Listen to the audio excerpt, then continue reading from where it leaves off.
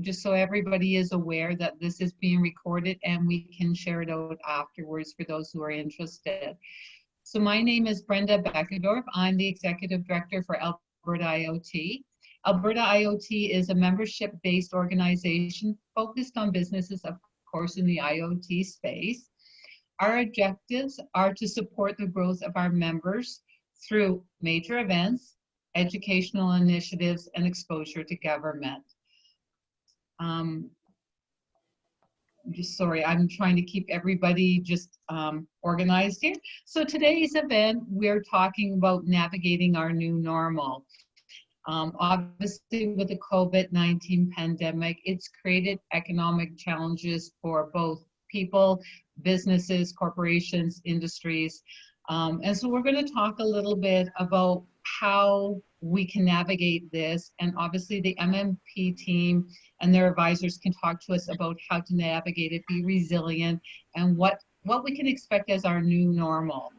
So Jillian Murdoch is our partner with MNP Private Enterprise Group, and she's oversees the technology, media, and telecommunications team in Calgary. She works with entities in technology, oilfield services, manufacturing, retail, resort and recreational management, aviation, and nonprofit. Quite a bit there.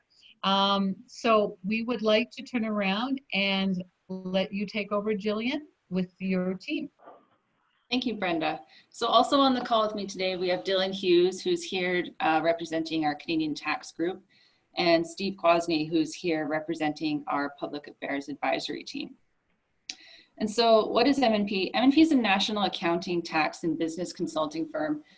We have offices across Canada, and we're here today to talk about, as Brenda said, the impact that COVID-19 has had on us, and talk to you a bit about what the governments have been doing and how that impacts you guys. And then once Dylan and Steve are through their presentations, we'd like to open it up to you guys to ask any questions that you might have and see how we can help you through this.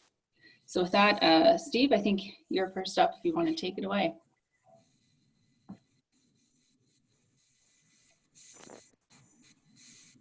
Oh, I'll unmute myself there.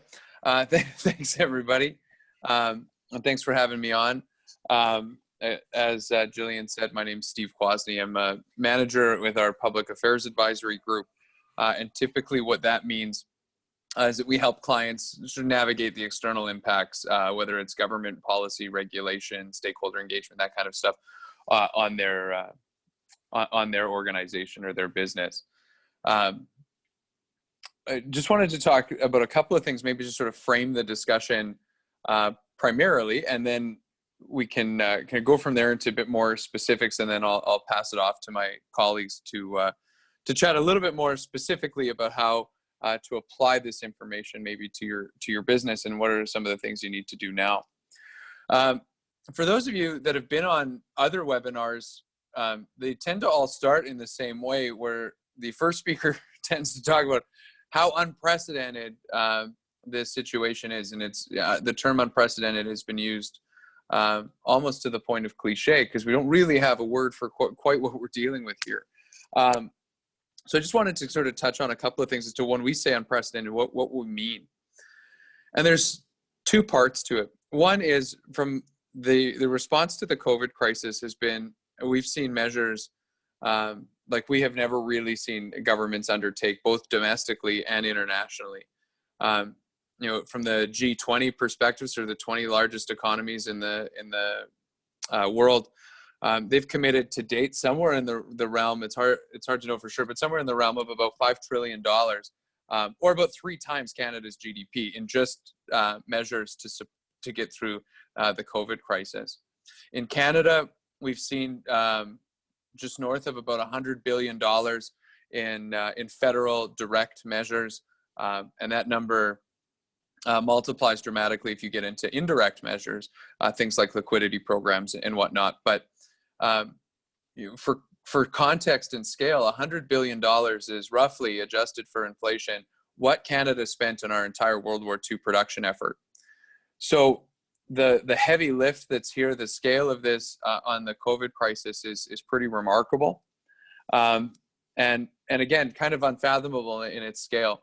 The other maybe comparator that some people might grasp is the 2008 financial crisis, where, for context, the government of Canada spent about $47 billion over 2 years in the recovery from that crisis, and we've spent that to effectively get through double that to get through the next 2 months, not 2 years. And then the other challenge, especially in Alberta, that we're facing, and a little bit Saskatchewan and Newfoundland, so the oil-producing provinces, is the 1-2 punch, essentially, of two distinct but hard to separate economic crises of the fallout of the COVID crisis, as well as the oil price collapse, which has been, I'm not even sure we can totally calculate yet what the total impacts of that have been. Although with Western Canada Select trading at $2.75 or what it was yesterday, like that's the provincial government's entire budget process was blown up 3 weeks ago, let alone 4 weeks ago, let alone now. So there's a lot to grapple with. There's a lot that governments are grappling with, and they're trying to do so in an expedited fashion, which also creates a level of tension and uncertainty and uncomfortableness for business owners, absolutely. So the other challenge built on top of those two is that there's really no clear timelines for when this will end, so to speak, and what recovery looks like. And one of the things we certainly advise our clients on is that recovery is not really a one point in time thing. There's no real switch that'll get flicked, and then we'll go from response to recovery. So it's more of a process and more of a spectrum than it is sort of binary that way. But again, that leads to a level of uncomfortableness and a level of unease for business owners that are trying to do right by their businesses and their employees. So that's a sort of compounding challenge. And then, perhaps the more optimistic or silver lining lens to it is this unprecedented challenge has also led to an unprecedented response. I talked about some of the numbers about how much money has been invested in, but of course that's led to sort of unprecedented global cooperation in a lot of ways, expedited research in directed and targeted ways, and procurement in a number of ways, which we'll talk about in a second as well. So that's sort of the high level of it all. Certainly from the federal perspective, I mean, the Prime Minister announced yet more programs just half an hour ago that I'll touch on in just a second. But there's a number of different programs to support businesses that have been negatively impacted by COVID, which would include things like the Canada Emergency Wage Subsidy. That's the 75% program to cover 75% of the first 58,000 of your employees' payroll, so long as you've seen a decline in revenue of 30% or 15% for March when compared to last year, or when compared to an average of January and February, if you were if you elected to do it that way. Maybe you're a high growth company or something like that. Then there's the temporary wage subsidy program. That's the 10% program that's been discussed. That those two programs can actually work complementary with each other.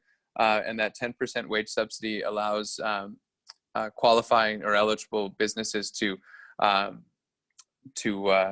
retain the payroll remittances to sort of cover some short-term cash flow challenges.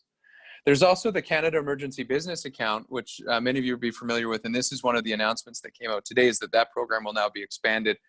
Initially, I believe this is the $40,000 interest-free loan with the ability for 25% of that to be forgivable upon repayment with interest-free, I believe, until December 2022.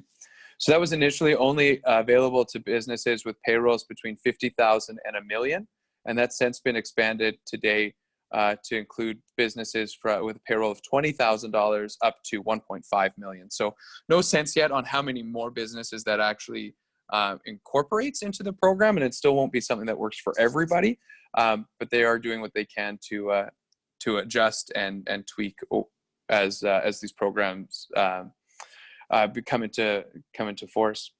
The next one is the BCAP program, the Business Credit Availability Program. That's often what you hear referred to as the EDC and BDC programs, which again, for qualifying businesses provide loans for working capital. And then there's for employees, the Canada Emergency Response Benefit. This went live last week. This is the up to $2,000 a month, essentially unemployment benefit for lack of a better term. And that program will keep getting tweaked as well. We saw some announcements yesterday about folks that might be working part-time or variable hours that weren't initially qualified for the program or eligible for the program initially are now. And that will continue to evolve, as will a number of these programs.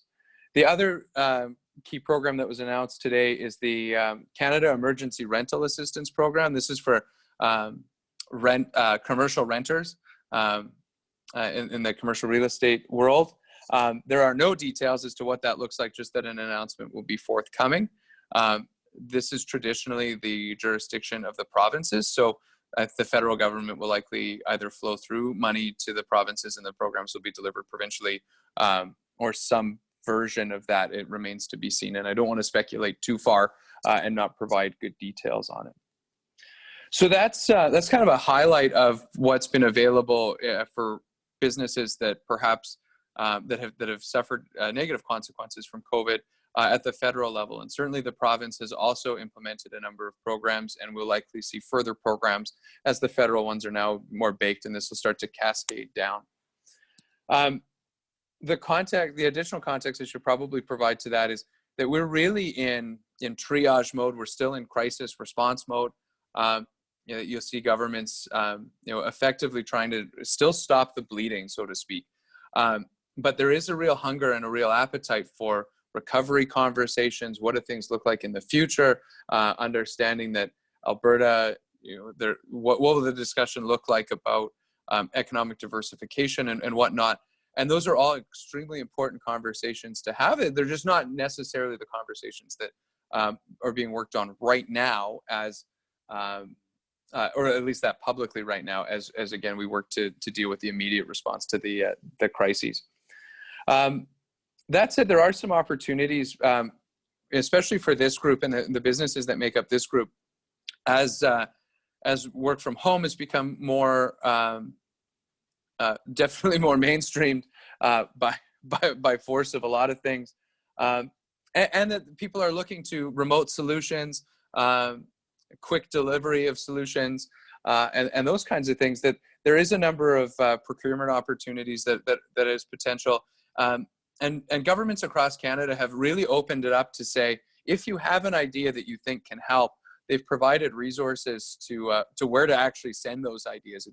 It's not typical for government just to do that, but given the times we're in, they're open to it. So there are things like the Digital Technology Supercluster that on their website has a project idea submission form. The Alberta Emergency Management Agency also has a submission form, and I would encourage you to, through your associations like Alberta IoT, to really flag areas of opportunity and have those conversations, whether it's with municipal, provincial, or federal government. So it's not that there's no opportunity in all of this either, and I'm sure many of you have seen that as well, to keep your businesses going and commerce going.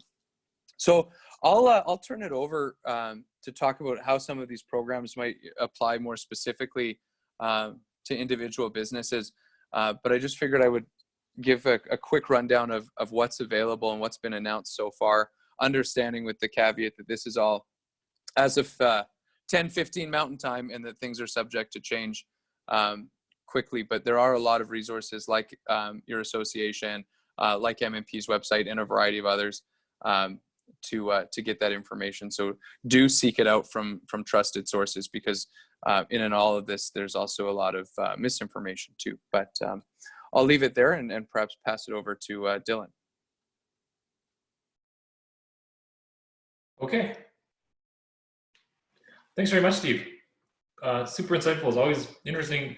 Like Jillian said, I'm a tax partner in our kind of private client group at MNP in Calgary, and it's always interesting for me to hear more about the government perspective on things. So thanks very much, Steve. Obviously, one of the big things that's come out of this pandemic from a tax and government perspective is all of the different programs that are meant to sort out and help businesses of every size. Obviously, we have two really significant ones, as Steve mentioned, the emergency EI program for those people who are out of work, as well as the wage subsidy program, which is of particular interest to, like I said, businesses of almost all sizes. When this program was initially announced, it was going to be a 10% subsidy to only small business, and then obviously it got expanded a couple of weeks ago to be a much more significant program, resulting in 75% wage subsidy to almost all employers.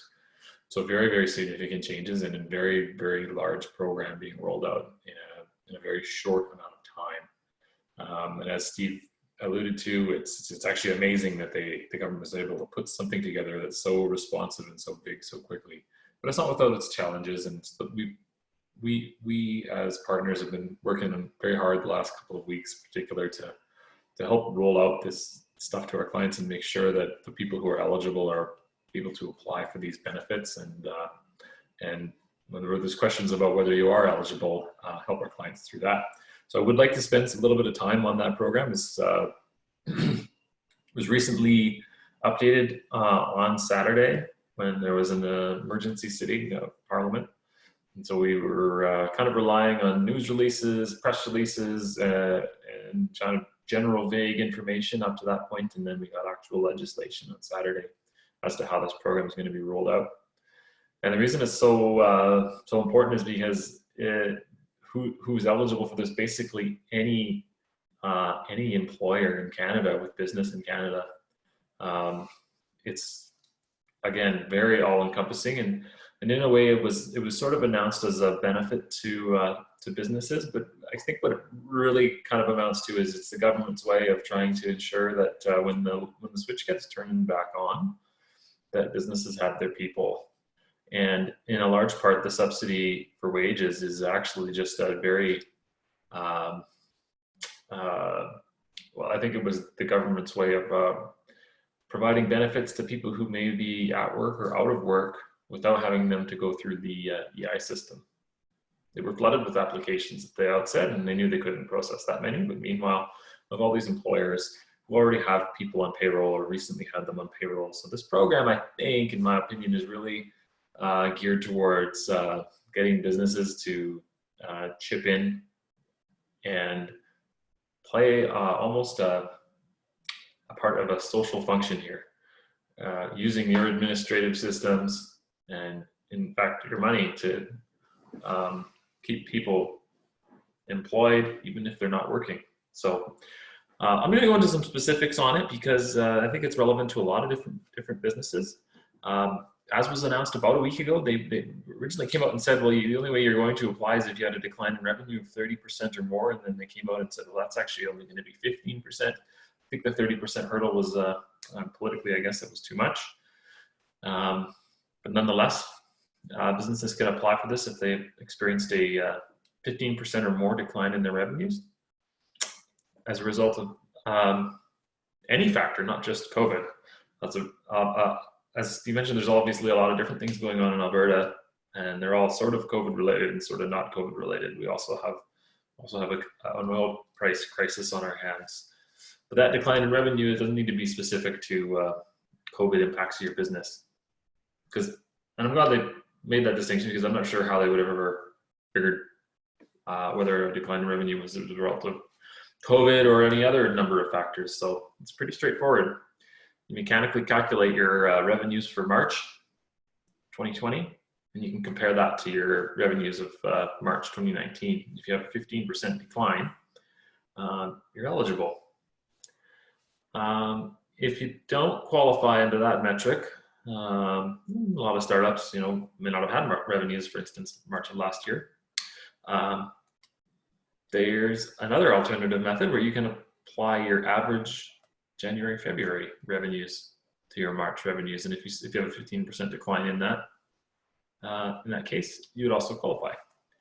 And then they further clarified that this can be done under your normal accounting practices, or you can actually use the cash basis of accounting to determine whether or not your revenues have dropped that much. So there's actually 4 different ways you could apply and qualify right now. You have a 15% decline in your March over March on a cash basis or on a regular accrual accounting basis, or a 15% decline compared to earlier this year, January, February, on either cash or accounting accrual basis. So 4 different ways to actually get into this program, and you need to, if you haven't already done so, I'm sure a lot of you may have, is calculate that and have the accounting updated and look at those reports and look at those comparatives to see if you qualify. I do find it interesting though that the rules that we were given on Saturday actually didn't really specify that we were to use normal, let's call it accounting principles for determining revenue. They actually imposed an all new definition of what revenue really means. And that definition is along the lines of a measurement of your inflow of cash, receivables, or other consideration earned in the ordinary course of your business.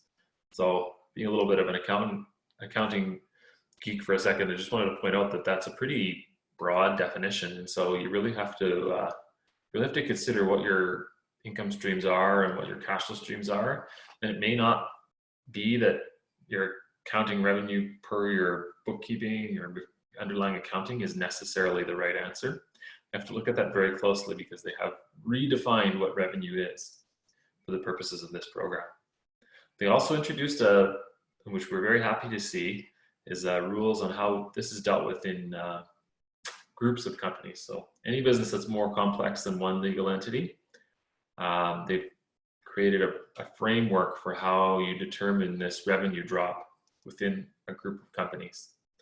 And I won't go into too much detail on that, but the essence of it is that any particular company within a related affiliated group of companies can qualify on their own, or you can qualify as a group and not a combination of the two. You sort of have to choose one or the other. So if you have more than one legal entity in your structure and your business and more than one division that's operated out of a different legal entity, you may have a situation where one of your business divisions is doing more poorly than the other, and that may be an opportunity to use this program on a part of your business, but not all of it.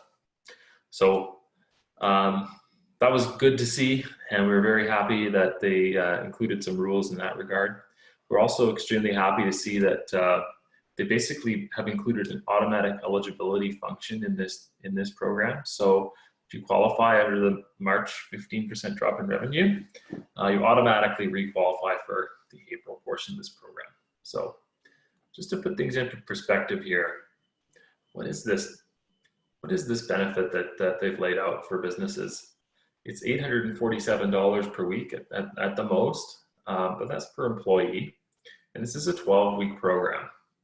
They have the ability to extend it to 24 weeks. That's doubling the current length of the program. But just under the current length of the program alone, what that amounts to is approximately a $10,000 subsidy per employee. So if you're a small organization with 1 or 2 employees, keep that in mind. And if you're a larger organization with 10 or 20 employees, it can actually get very significant very, very quickly. But again, if I go back to the single employer or very, very small firms, you're really only looking at a benefit of $10,000 per employee over the length of this program. Again, that could be doubled potentially, but you have to sort of keep it in context of that. And on the corollary is that must be included in your taxable income for computation of next year's taxes. So it's actually $10,000 before tax. They're going to tax you on that. So I would say this is a more significant program for larger employers, and the more employees you have, the more significant it is. Even my small clients with 10 or 20 clients, or 10 or 20 employees, have done this calculation, and it's a very material benefit to them. Unfortunately, The unfortunate part, as far as we were concerned when they developed these rules, is the inclusion of some pretty intense tax anti-avoidance rules. And essentially, they've put into place rules that prevent or seek to prevent people from manipulating their revenues to gain access to the program. They really don't want people to take advantage of this. Obviously, since it's going to be, I believe, more or less an honor system when you go to apply for these funds. So they've, in order to sort of scare the bad actors from taking advantage of this, they've imposed really significant anti-avoidance rules, including, like, for instance, a 25% penalty if you take the money and you weren't qualified, and a 50% penalty if you did something in the neighborhood of gross negligence or something that amounts to lying or false representations. And they've also included a provision in there that says that they can publish the names of anybody who applies for the program, which, I mean, maybe that's so that they can applaud all the wonderful companies who rehired their people, or maybe it's so that they can shame the people in the companies that take advantage of the program. That's maybe the more pessimistic theory, but it's something that we're very disappointed to see included in the legislation. So if you're looking at this for your own business, I would strongly encourage you to talk to a professional, an advisor, accountant, somebody who's got in-depth familiarity with the rules. You really want to make sure that if you think you qualify, that you actually do, because this is an all or nothing thing. If if your revenue decline hasn't hit that 15% threshold, let's say it's 14.9%, you actually don't qualify and you get nothing. It's an all or nothing thing. If you're close on that calculation, I would recommend that you run this by another third-party advisor, and make sure you fit squarely into the qualifications, because we're not super comfortable with the lengths to which CRA has the ability to publish people's names and fine and penalize those who are taking advantage of it. Which I understand why the government has done all this, is that they simply cannot police this on the front end. The government needs to get money into businesses' hands, and they need to do it quickly, and they're doing it as quickly as they possibly can. So just something to be aware of. Again, I mentioned earlier that there's going to be a potential extension of this program into September, and that's an automatic extension that can happen without reconvening Parliament. So they could actually, essentially, if they want to extend the program, automatically extend it at the end of its course in June.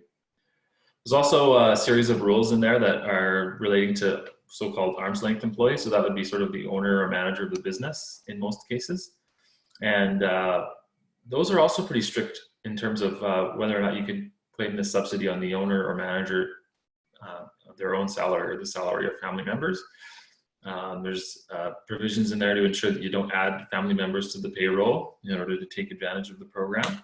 That certainly isn't allowed. And then if the owner or manager wants to have their own compensation subsidized, it is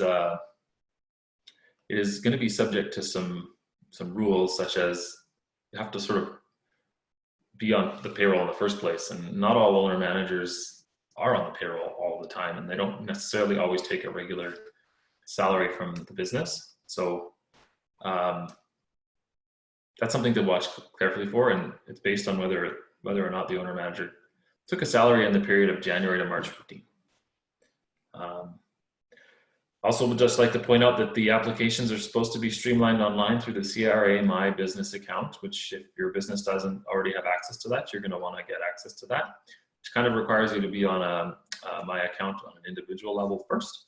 There's a bit of administration there, and it involves CRA signups and them mailing you a password, and there's a process there that could take some time, but the applications aren't supposed to be ready for 3 weeks from the announcement, which is about 2 weeks from now.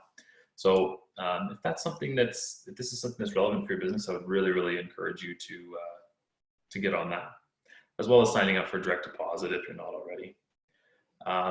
The nature of this payment, legally speaking, is going to be this credit back to your business, even if you potentially owe tax money in other places, which is important to note.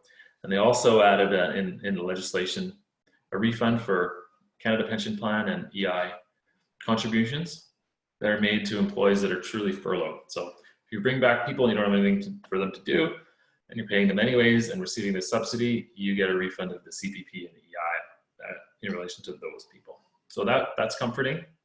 And overall, I would say that we're quite happy with the state of the rules, given the short time frame and the short turnaround that we got on this.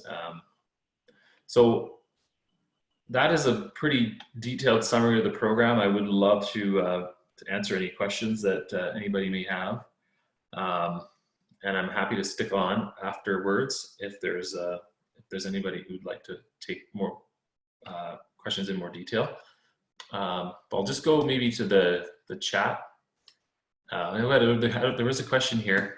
Is that not a privacy violation? If I think this is a question in relation to the name and shame part of that program. Yeah, that's a brilliant question. I suppose the answer is, well, if you want the money, you have to open yourself up to being named. So is that a violation if you voluntarily sign up for that? That's a really good question, and of course I can't answer that. But it would seem to me to be a violation in my opinion, and it's also the first time that anything like that has ever happened in the history of Canadian income tax. Of all the tax rules we've ever put in to stop people from doing bad things, we've never actually put in a rule that says we'll name and shame you. So I just wanted to point that out. So as an owner who doesn't, here's the next question. So as an owner who does not draw a salary, am I correct in understanding that there is no subsidy available?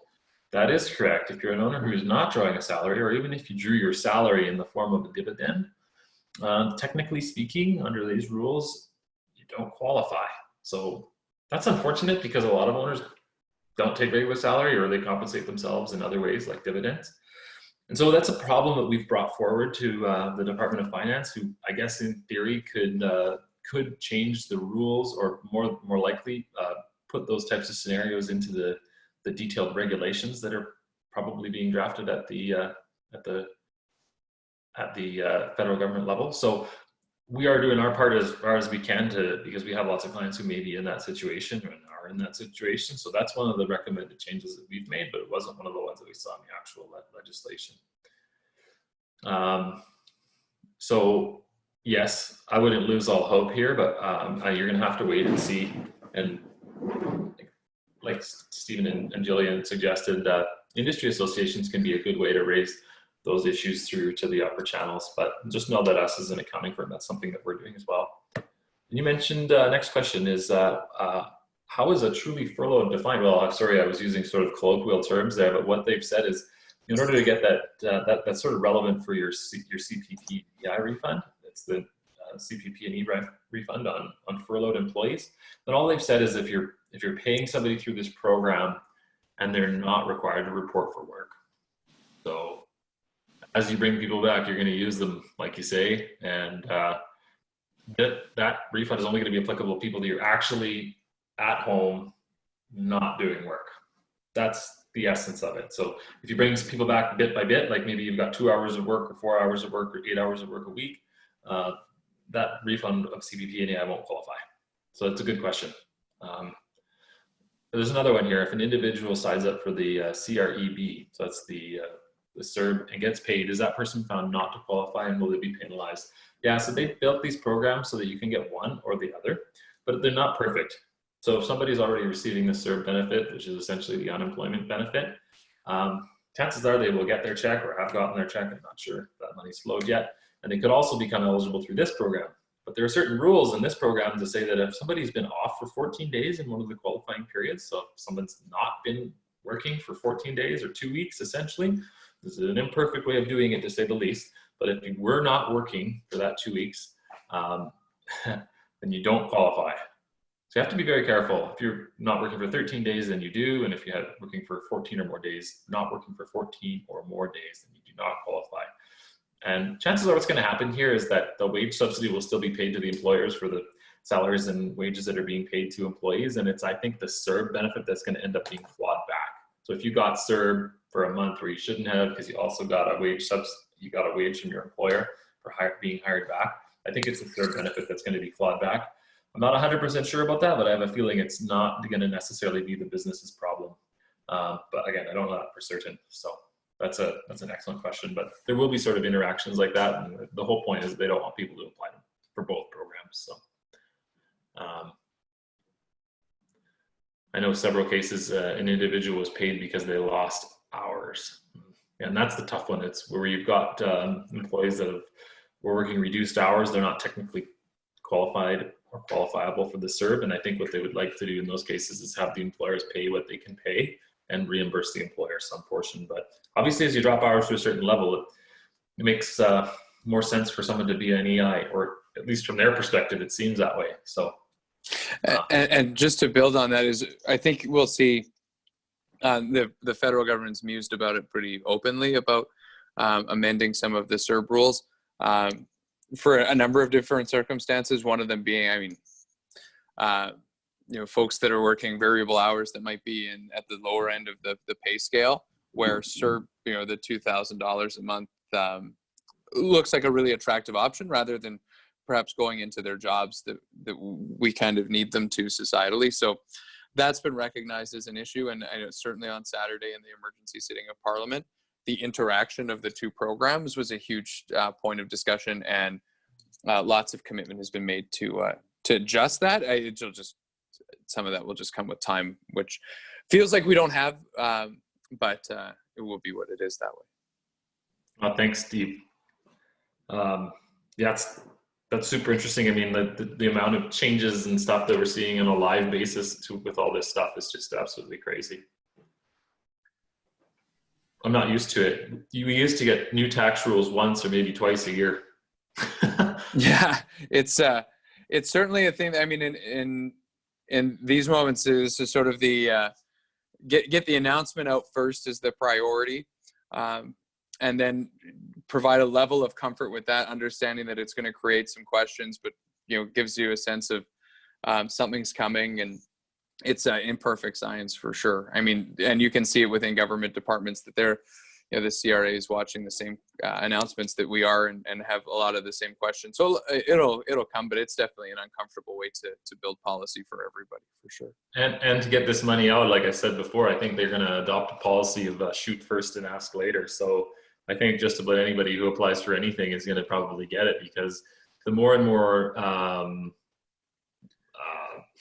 regulations they put on application process they put into place, the longer it takes and the more difficult it is. So a lot of this, I believe, is going to be essentially honor system. And yes, you are right that if it later turns out that you took money and you maybe shouldn't have, and maybe you did, that's not even like you were doing that in an evil way or a nefarious way, but you just did as a result of the circumstance, I think it is possible that you could just end up owing the money back. And most of these programs, it's like the CERB, for instance, I think the payback is like there's no penalty unless you were doing something truly fraudulent. But I do think that is something to worry about, and I think it's just going to be a lot later before they come around to actually auditing people on these programs. That's not something that we're going to see for quite a long time. I don't know, what do you think about that, Stephen? Like they have to get money out quickly. I think this is the only way they can do it. And I think what's going to happen on this wage subsidy program at the very least is it's going to be a pretty rigorous program after the fact to make sure that those who took the money legitimately. Yeah, and I mean there's a couple of different things to it. I mean, one, there will be a recognition that things are happening fast. People, there's lots happening, and it's happening fast. And I would suspect, and again, it's speculation, that there will be a level of understanding with that when the kind of back end due diligence is done. Every law, just about every law, when you read it, has harsh penalties in them, and they're very rarely enacted in the best of times. And I think there'll be an understanding that way. So some of that language does scare people off, but I know even in one of our conversations with the federal government, they've mentioned, we need, how do we help them walk some of that back a little bit to say they do want people applying, and if the mistake is made, they'll work through it. We just want to make sure people are in the best position moving forward. And you know, so I think there's that piece as well. And who knows too about when we get into the medium and long term sort of recovery efforts and additional programs that will come out, what all of that will look like. You know, I think from the government's perspective, in hearing them speak, it's if you need the money or you need the program and you're pretty confident or reasonably confident, apply, and then we can figure that out after, rather than face an issue or an immediate challenge or have to lay off all your staff or whatever. Some of this stuff we can kind of kick the can down, which is, again, it's recognizing completely that that's an uncomfortable situation to be in. But I think we're not done yet, nearly done yet, on the number of programs that will come out. You know, the next phase of this, like, this is the general bucket stuff. The next phase will be each province will do their thing, the municipalities will do their thing, and then you'll see it industry by industry. They've talked pretty vocally that the airline industry is right up there. Oil and gas is right up there on their list. Tourism and hospitality is right up there on their list. And then there's the recovery programs that will come after that too. So there's a lot there, and so it's hard not to be stressed about it. And you know, a level of stress is obvious and fair. But I would say that there's definitely more to come as well. Yeah, and I would think there's going to be sort of, after this, there'll be sort of subsidy-like programs for businesses to get businesses restarted, I think, because there are going to be a lot of folks that don't make it. And this is one thing where, as a as somebody with a political science degree, something that we talk about a lot is, you know, this is the Confederation model that we have uses the terms the provinces as laboratories. So this is where you're seeing that on steroids, where provinces are trying all sorts of different things and they're seeing what's working and what isn't working. You know, PEI, for example, I think, and Nova Scotia maybe, and others are looking at this, where they just gave every business $2,500 or $5,000 to access professional services advice, whether that's IT, legal, accounting, whatever, knowing that people are going to need help on some kind of capacity. So you've seen that happen. You've seen governments stand up their own call centers, like Saskatchewan did, to try and navigate people through it themselves. There's a myriad of things, and as we see what's been working, people will access that, and our governments will incorporate those. And I think the other thing too is, like, the government knows as well that with as fast as things are moving, that no one's going to bat 1,000 on these. I recall when I was working in the provincial legislature during the 2013 floods, and it was the first time we distributed the prepaid debit cards as the emergency funding during that time. You know, we knew that there's no way to put unlimited safeguards in place, that there will be some bad actors, but a few bad actors, you know, understanding that they're going to be able to access this, but 99.99% of people will be good faith actors, and that's what you need. So I think there's a lot of that too, where they're just taking some calculated risk with it. But again, the language in the legislation is pretty standard. It just sounds extremely harsh. So I can understand why people are worried about penalties. So if there are any other questions, we'll stick on, or maybe we pass it back to Jillian, just in case you've got any other closing comments. It's just Steve and I today, right? It is just you and Steve. And I'm wondering, Dylan, if maybe you can touch on the 10% wage subsidy. So if maybe you're thinking that, okay, I'm not applying for that emergency wage subsidy, there is still the option for the 10%. Yeah, thanks for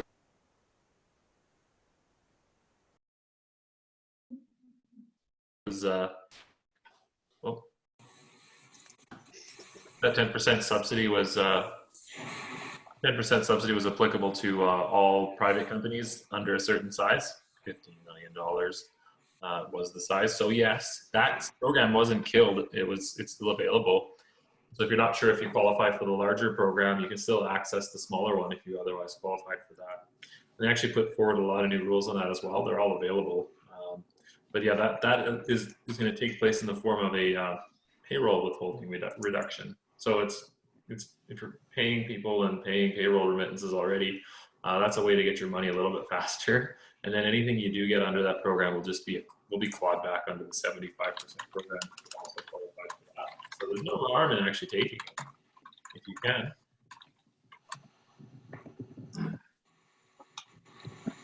So I was just going to let everybody know that I've unmuted you. So you can also open up your video so you can join the conversation. And if you have any direct questions to ask to Steve or Dylan before we finish up today. And I do appreciate all of the insight. It's been fast moving, even just listening to what's coming out yesterday and today. So I know everybody's appreciating just catching up and finding out what's going on.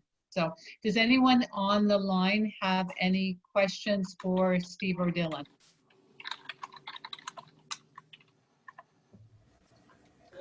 Okay.